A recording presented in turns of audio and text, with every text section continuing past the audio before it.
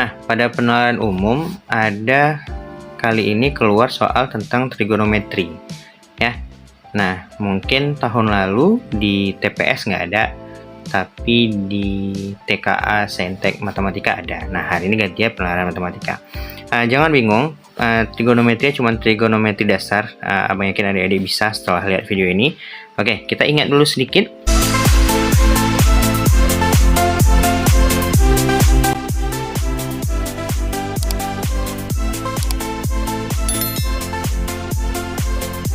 Assalamualaikum warahmatullahi wabarakatuh. Jumpa lagi di channel Bikos, channel belajar matematika bersama Bang Irwanda. Apa kabar adik-adik sekalian pejuang UTBK 2023 untuk gelombang 2. Nah, kali ini Bang Irwanda bukan buat video persiapan UTBK gelombang 2 yang akan membahas soal yang sudah pernah keluar di gelombang pertama. Hasil dari wawancara beberapa siswa yang sudah ikut gelombang 1 gitu ya. Oke, sebelum kita mulai jangan lupa di subscribe channel ini, like, komen, dan share agar terus bisa bantu adik-adik untuk belajar. Oke, kita langsung aja soal nomor 1.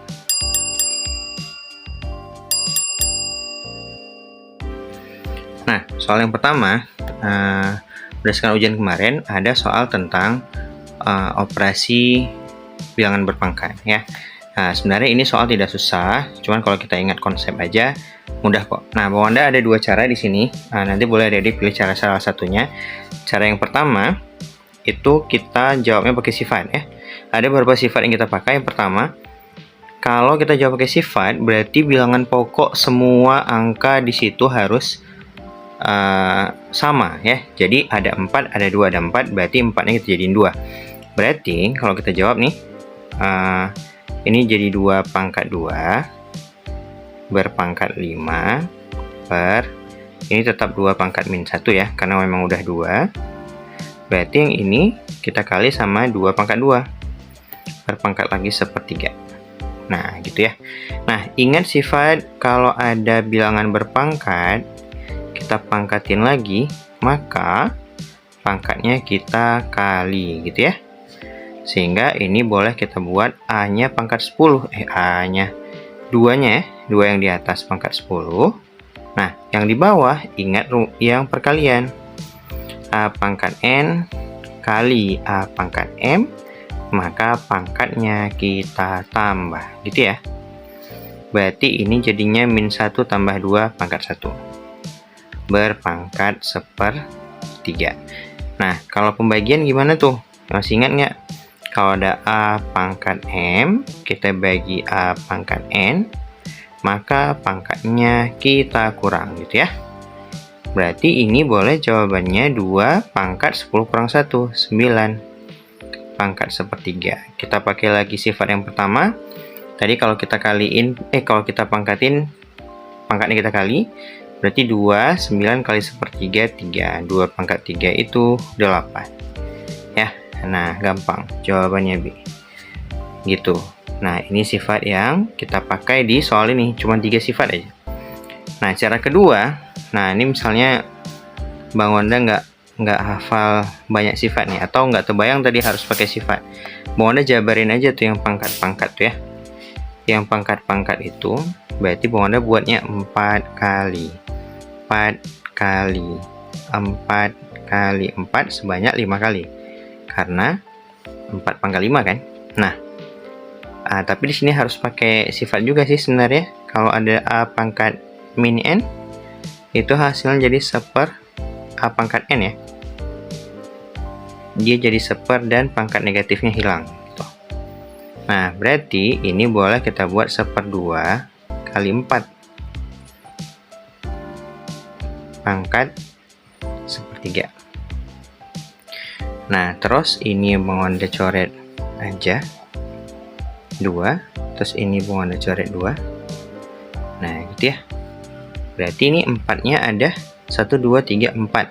Berarti 2-nya ada 8, tambah 1 yang di sini, jadi 2-nya ada 9. Kita pangkatin 1/3, dapatnya 2 pangkat 3. Juga hasilnya 8 ya, sama aja. Terserah mau yang mana dulu ya. Nah, biar lebih paham, kita lihat soal nomor 2. Soal nomor 2 serupa juga Bang Wanda buatnya masih seperti yang tadi gitu ya. Nah, cuman ini Bang Wanda buat lebih sulit sedikit. Kenapa? Karena bilangan pokoknya nggak langsung bisa kita buat sama. Jadi harus kita bongkar dulu ya. Nah, contoh kalau ini ada 12, berarti 12 itu boleh kita cari dulu pohon faktornya. 12 itu kan 2 kali 2 kali 3. Karena 4 kali 3. Berarti kita buat dia 2 pangkat 2, kita kali 3, kita pangkat 5. Nah, gitu. Yang bawah kita kecilin juga, 3 pangkat 2 pangkat 2. Kita kali 6 itu 2 kali 3 gitu ya. Terus pangkatnya jadi sepertiga. Oke, ingat lagi sifat kalau ada A dikali B dipangkatin N, itu hasilnya A pangkat N kali B pangkat N. Jadi boleh kita pangkatin masing-masing ya. Nah, gini dia. Oke, berarti itu boleh kita buat 2 pangkat 5, 2 pangkat 10, kita kali 3 pangkat 5, kita per 3 pangkat 4, kita kali 2, kita kali 3, pangkat sepertiga. Atau kita buat lagi 2 pangkat 10 kali 3 pangkat 5 per 3 pangkat 5 juga, karena ada 4 dan 1, kita kali 2 pangkat sepertiganya, jangan lupa. Nah, ini kan boleh kita coret aja langsung ya, karena sama. Sehingga tinggal 2 pangkat 10 dibagi 2, berarti 2 pangkat 9 ya. 2 pangkat 9 berpangkat sepertiga. Hasilnya 2 pangkat 3 sama dengan 8. Nah, kebetulan jawabannya juga sama 8. Nah, kalau cara bongkar-bongkar kayak tadi gimana Bang? Coba kita buat. Kita buat dulu 12-nya kan ada 5 ya. 12 kali 12 kali 12 kali 12 per 9-nya ada 2, ada 6-nya sebiji. Nah, gini ya. Oke, coba kita bagi-bagi terus. 12 sama 9 bagi 3, 4, ada 3 satu lagi kemari aja.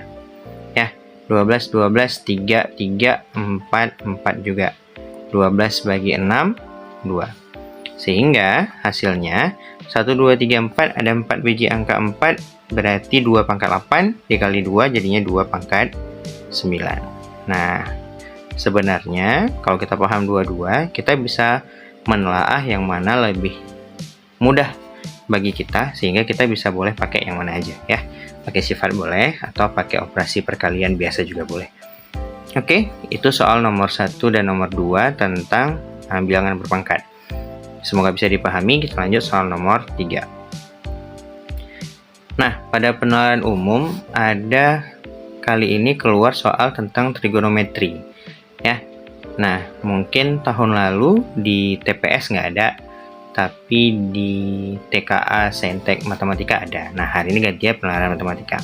Jangan bingung, trigonometri cuma trigonometri dasar. Abang yakin adik-adik bisa setelah lihat video ini. Oke, kita ingat dulu sedikit. Jika kita punya segitiga siku-siku, kita bilanglah siku-sikunya di sini dan kita punya sudut alfa, maka sisi yang di seberang sudut itu kita sebut sisi depan ya.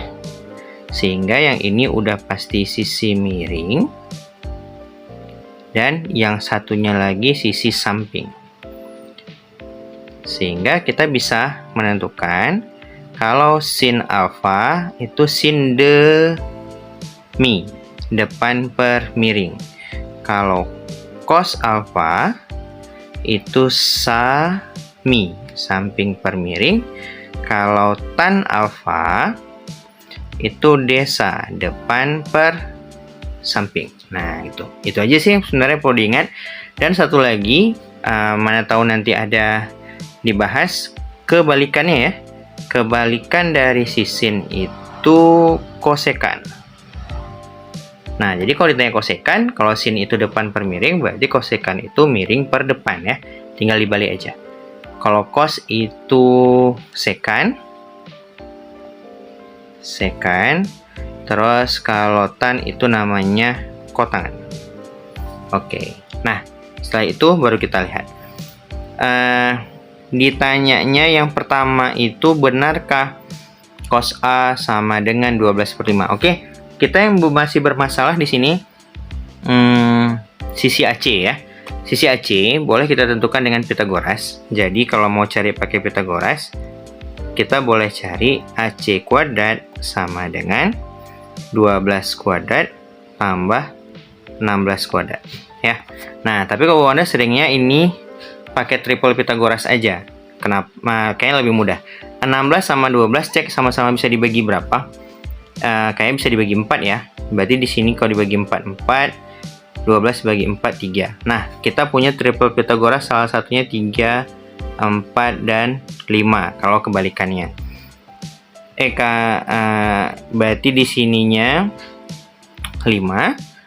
Ya, 3, 4, 5. Berarti ternyata kita bagi 4, maka ini kita kali 4. Sehingga sisi miringnya itu 20. Nah, kalau adik-adik mau cari pakai ini bisa juga. 12 kuadrat 144, 16 kuadrat 256. Berarti AC-nya akar 400. Sama dengan 20. Oke. Berarti 20 ya. Nah, sekarang kita jawab yang nomor 1 dulu. Nomor 1 itu ditanyanya cos A. Nah, kalau kita ditanyanya cos A, maka yang jadi depan itu si di depan A. Ya, karena cos itu tadi rumusnya kosa mi, berarti karena depannya 12, sampingnya berarti 16. Mi-nya 20. Nah, gitu dia. Ya, tapi salah ya. Yang betulnya 16/20, tapi di situ kosannya 12/25. Berarti ini salah. Oke, kita next nomor 2. Di sini aja ya. Nomor 2. Nah, nomor 2 ditanyanya, benarkah sin A itu sama dengan 5 tan C? Oke, kita cek. Sin A berarti kan sin itu demi ya, depan per miring. Berarti 20. Nah, atau kalau kita sederhanakan, ini sama-sama bagi 4 bisa ya. Berarti 3/5. Nah, kita cek apakah 5 tan C itu sama dengan 3/5. Berarti ini 5. Tan itu desa ya, depan per samping. Sampingnya udah pasti 20. Nah, untuk sisi depannya kita harus patokannya ke C ya. Kalau sudut C berarti depannya kemari. Ya, jadi beda sama yang sin A, depannya 12, tapi kalau untuk sudut C depannya sih 16. Berarti kalau ditanya tan C, depan per samping. Ya, depan per samping. Oke, ini bukan 20 berarti ya. Depan per samping berarti depannya 16, sampingnya 12 ya. Ini kalau kita sederhanakan, ini boleh jadinya 4/3. Nah, ternyata 5 tan C itu 20/3. Berarti salah lagi ya. Berarti nomor 2 salah. Oke, kita cek nomor 3. 3 katanya, benarkah tan C sama dengan 20/9 cos C? Oke, kita cek. Kita cari dulu tan C-nya ya. Tan C tadi kita udah tahu dia 16/12 atau 4/3. Dari mana? Dari tan desa. Depan C itu 16, sampingnya berarti 12.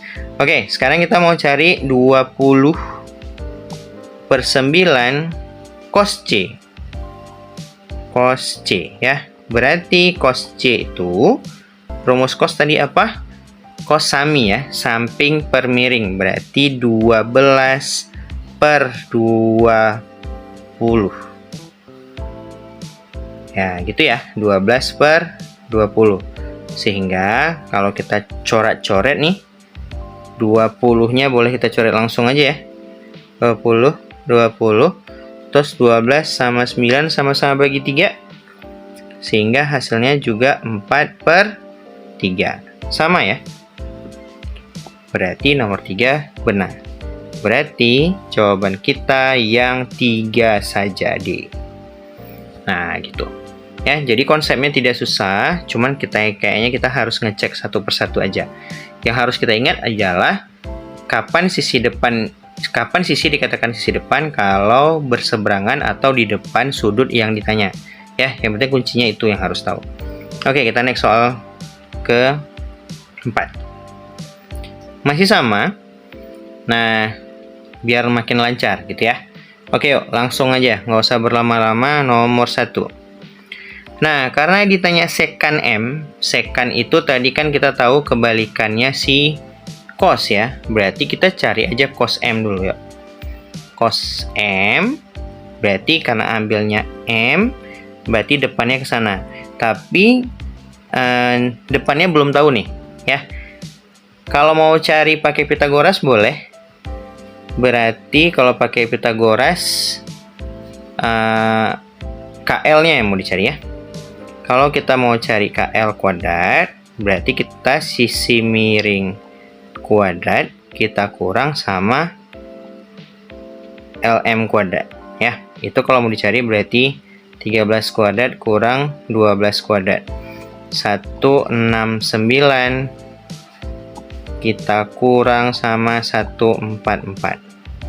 Berarti KL-nya akar dari 25 ya. Hasilnya 5. Nah, kalau adik-adik mau pakai triple Pitagoras juga boleh sih. Kalau langsung ingat 12, 13 kawannya pasti 5, nggak ada lain ya.